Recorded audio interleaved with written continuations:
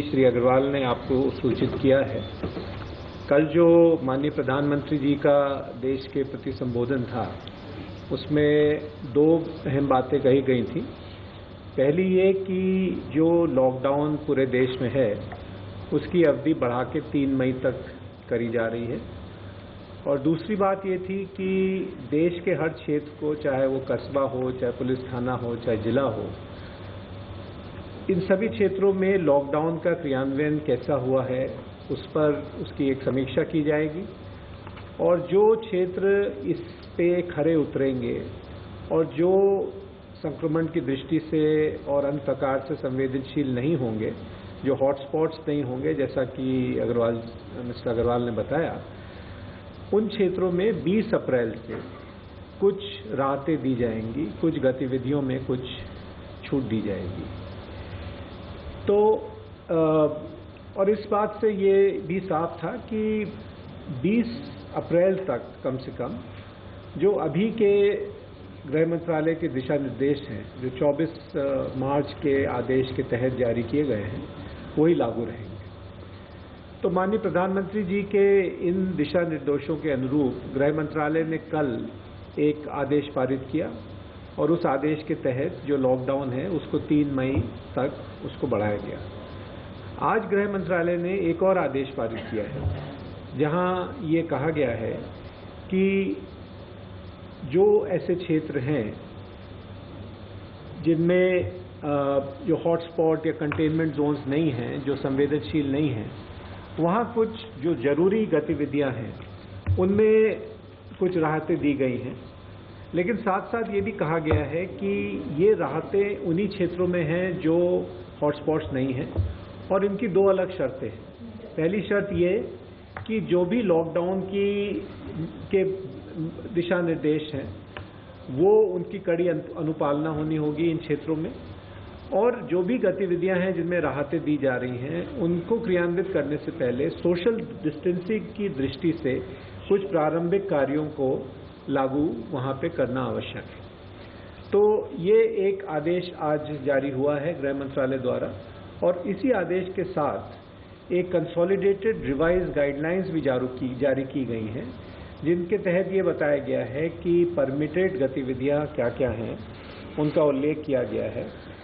और उल्लेख करने के साथ साथ दो बहुत ज़रूरी चीज़ें इन गाइडलाइंस में कही गई हैं। पहला तो जितने भी जिला अधिकारी और जिला मजिस्ट्रेट हैं भारत के, उन सभी को कहा गया है कि जो नेशनल कोविड डायरेक्शंस हैं, राष्ट्रीय कोविड निर्देश हैं, जैसे कि मास्क पहनना अनिवार्य है, सोशल डिस्टेंसिंग रखना अनिवार्य है, 5 से अधिक लोगों के समूह में इकट्ठा होना वर्जित है, इस तरह के जो नेशनल कोविड डायरेक्शंस हैं उनकी अनुपालना सख्ती से होगी। उसका अगर कोई उल्लंघन होता है तो उस पर पेनल्टी जारी की जाएगी। एक ये बात कही गई है इन गाइडलाइंस में।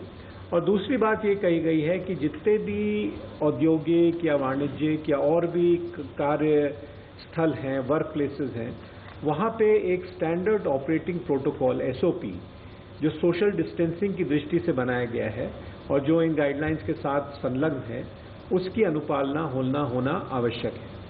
तो जो ये आज गृह मंत्रालय की गाइडलाइन है, इसका जो सार है वो ये है कि जो लॉकडाउन है वो जारी रहेगा। लॉकडाउन में किसी प्रकार की कोई शंका नहीं होनी चाहिए किसी के मन में कि लॉकडाउन जारी नहीं है, लॉकडाउन जारी रहेगा। और लॉकडाउन जारी के रहने के साथ साथ कुछ इस तरह के कोविड डायरेक्शंस हैं या SOPs हैं जो सुरक्षा की दृष्टि से, संक्रमण से अपने को बचाने की दृष्टि से, जैसा कि गृह मंत्रालय के स्वास्थ्य मंत्रालय के प्रतिनिधि ने बताया कि लार्ज आउटब्रेक्स को कंटेन करने की दृष्टि से जो ज़रूरी हैं, उन पे बहुत ज़्यादा स्ट्रेस किया गया है। अब मैं आता हूँ कि क्या ऐसी गतिविधियाँ हैं, क्या ऐसे क्षेत्र हैं जहाँ राहतें दी गई हैं। तो इसमें प्रमुख है ग्रामीण विकास और ग्रामीण अर्थव्यवस्था को प्रोत्साहन, encouragement to the rural economy. इस दृष्टि से सर्वप्रथम जो मनरेगा में काम करना चाहते हैं, ग्रामीण इलाकों में जो भी मजदूर हैं जो मनरेगा के कामों में संलग्न होना चाहते हैं, सम्मिलित होना चाहते हैं, उन सभी को अब एक रास्ता मिलेगा सम्मिलित होने का। लेकिन इसमें भी ये शर्त है कि उनको मास्क पहनने होंगे, सोशल डिस्टेंसिंग उनको ऑब्जर्व रखनी होगी। लेकिन मनरेगा के काम में मनरेगा के तहत जो है वो एम्प्लॉयमेंट की अपॉर्चुनिटीज़ अब अवेलेबल होंगी। और इसी के साथ साथ ये भी जोर दिया गया है कि जो मनरेगा के काम हैं उसमें ज़्यादा प्राथमिकता, ज़्यादा प्रायोरिटी जो सिंचाई के काम हैं, जो जल संरक्षण, वाटर कंजर्वेशन के काम हैं, उसमें देनी चाहिए, उसमें देनी पड़ेगी। दूसरी बात है कि जो कृषि क्षेत्र है, जो हमारी पहले के गाइडलाइंस थी उसमें भी लगभग हमने पूरे कृषि क्षेत्र को खोला हुआ था। कृषि क्षेत्र में जितनी भी गतिविधियां हैं उसमें जो भी लोग संलग्न हैं, जो भी कर रहे हैं वो कर सकते हैं। ये इस तरह के दिशा निर्देश थे।